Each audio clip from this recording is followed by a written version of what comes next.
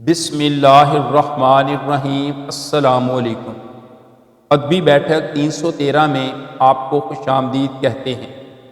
آج کے اس ویڈیو میں حضرت مولانا روم رحمۃ اللہ علیہ کی ایک حکایت پیٹ میں سانپ آپ کے ساتھ شیئر کروں گا۔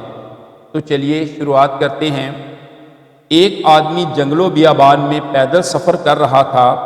پرصعوبت سفر کی وجہ سے وہ تھک گیا۔ تھوڑی دیر آرام کرنے کے لیے وہ ایک سایہ دار درخت کے نیچے لیٹ گیا۔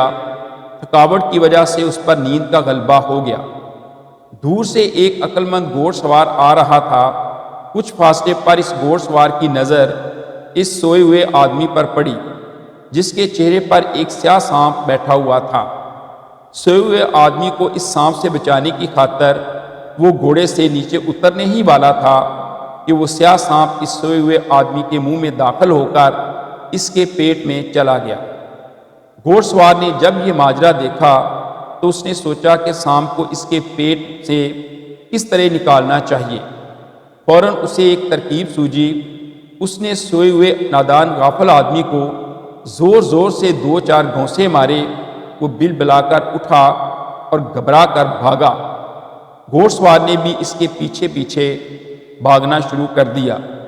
راستے میں ایک سیب کے درخت کے نیچے کچھ کچے پکے سیب گرے ہوئے تھے۔ گھوڑ سوار نے اسے کہا، یہ سیب اٹھا کر کھانے شروع کر دو، ورنہ میں مار مار کر تمہارا کچومر نکال دوں گا۔ مرتا کیا نہ کرتا۔ اس نے وہ کچے پکے سیب کھانے شروع کر دیے۔ جب وہ سیب کھا کھا کر تھک گیا اور اس کے معدے میں گنجائش نہ رہی تو اس کا جی متلانے لگا۔ پھر اس گھوڑ سوار نے کہا، میرے آگے آگے بھاگو، اگر کہیں دم لیا تو میں تمہیں جان سے مار ڈالوں گا۔ وہ مسافر پھر دوڑنے لگا۔ جب دوڑتے دوڑتے تھک کر سستانے لگا تو گھوڑ سوار نے پھر اسے ایک زوردار گھونسا رسید کیا۔ وہ بیچارہ ہاتھ جوڑ کر کہنے لگا، میں نے تمہارا کیا بگاڑا ہے؟ آپ مجھے کس جرم کے عوض سزا دے رہے ہو؟ اگر تمہیں مجھ سے کوئی پیدائشی دشمنی ہے تو میرا سر کاٹ دو، کم از کم اس طرح مجھے تڑپا کر تو نہ مارو۔ کیسی ہو منحوس گھڑی تھی جب تیری نظر مجھ غریب پر پڑی تھی۔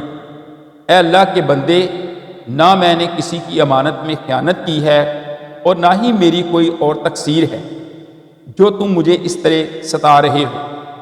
دیکھنے میں تو تم مسلمان نظر آ رہے ہو، لیکن ایسا بے جا ظلم تو کوئی کافر بھی نہیں کرتا۔ گھوڑ سوار نے کہا، اگر تو جان کی امان چاہتا ہے تو ناک کی سید میں بھاگ، تھوڑی دیر بعد تمہیں خود بخود پتہ چل جائے گا۔ وہ روتا آہوزاری کرتا اور اسے بد دعائیں دیتا ہوا پھر بھاگنے لگا۔ سیبوں سے معدہ پر تھا، اس طرح بھاگنے سے اس کا جی متلانے لگا اور صفرا ہی جان میں آیا۔ وہ بھاگتے ہوئے منہ کے بل گر پڑا اور کہہ پر کہہ کرنے لگا۔ آنن فانن سارا کھایا پیا باہر آ گیا۔ اسی سے وہ سیاہ سانپ بھی اس کے پیٹ سے نکل آیا۔ جب اس کی نظر سانپ پر پڑی تو وہ خوف سے تھر تھر کانپنے لگا۔ چند لمحے پہلے جو اس پر تکلیفوں کا پہاڑ گرا ہوا تھا، وہ ساری تکلیف جاتی رہی۔ پھر وہ بے اختیار اس عقل مند گھوڑ سوار کے قدموں میں گر پڑا اور گڑ گڑا کر اپنے کہے سنے کی معافی مانگی کہ تو میرے لیے رحمت کا فرشتہ ثابت ہوا ہے۔ اب اسے سمجھ آئی کہ اس گھوڑ سوار نے کس غرض سے اسے مارا اور پیٹا اور دڑایا بگایا۔ اس نے گھوڑ سوار کا دل و جان سے شکریہ ادا کیا۔ تو میرا سردار اور ولی نعمت ہے۔ مبارک تھی وہ گھڑی کہ تو نے مجھے اس حالت میں دیکھ لیا، ورنہ میرا تو کام تمام ہو چکا تھا۔ تیرے سبب سے اللہ تعالیٰ نے مجھے نئی زندگی عطا فرمائی۔ افسوس کہ تو مجھ پر ماؤں جیسی شفقت کر رہا تھا اور میں تجھ سے گدھوں کی طرح بھاگ رہا تھا۔ اے اللہ کے نیک بندے، اگر مجھے معلوم ہوتا کہ تو دراصل میرا خیر خواہ اور محسن ہے تو میں اپنی زبان سے بے ہودہ بکنے کی بجائے تیری تعریف میں رطب اللسان ہوتا۔ تیری خاموشی نے مجھے غلط فہمی میں مبتلا کر دیا۔ اگر نیک وقت تو مجھے حقیقت حال سے آگاہ کرتا تو میں اپنے محسن کو ایسے برے الفاظ سے یاد نہ کرتا۔ گھوڑ سوار نے کہا، اگر میں اس بات کی طرف ذرا بھی اشارہ کر دیتا کہ تیرے پیٹ میں سام چلا گیا ہے تو اسی وقت دہشت سے تیرا پتا پھٹ جاتا اور تو اپنی جان سے ہاتھ دھو بیٹھتا۔ اس وقت نہ تجھے کچے پکے سیب کھانے کی ہمت پڑتی اور نہ ہی کہہ کا طریقہ سوجھتا۔ غم خوار مدنی تاجدار صلی اللہ علیہ وآلہ وسلم نے فرمایا، اگر اس دشمن کا حال جو تمہارے اندر چھپا بیٹھا ہے کھول کر بیان کر دوں تو بڑے بڑے بہادروں کے پتے پھٹ جائیں اور کسی کو نہ راستہ چلنے کا ہوش رہے اور نہ کسی کام کی فکر۔ اس حقائق سے مولانا روم ہمیں یہ درس حیات دیتے ہیں، جس چیز کو تم زحمت سمجھتے ہو وہ تمہارے حق میں رحمت ہو، جس چیز کو تم زحمت سمجھتے ہو شاید وہ تمہارے حق میں رحمت ہو۔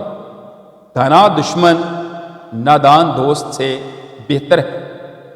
تعلیم و تربیت کے معاملے میں والدین اور اساتذہ بچوں پر جو سختی کرتے ہیں وہ بچے کے حق میں بہتر ہوتی ہے، مگر بچہ نادانی اور بے خبری کی وجہ سے اس سختی کو ظلم و ستم اور زیادتی سمجھ کر اپنے مستقبل کی راہوں کو تاریک کر لیتا ہے۔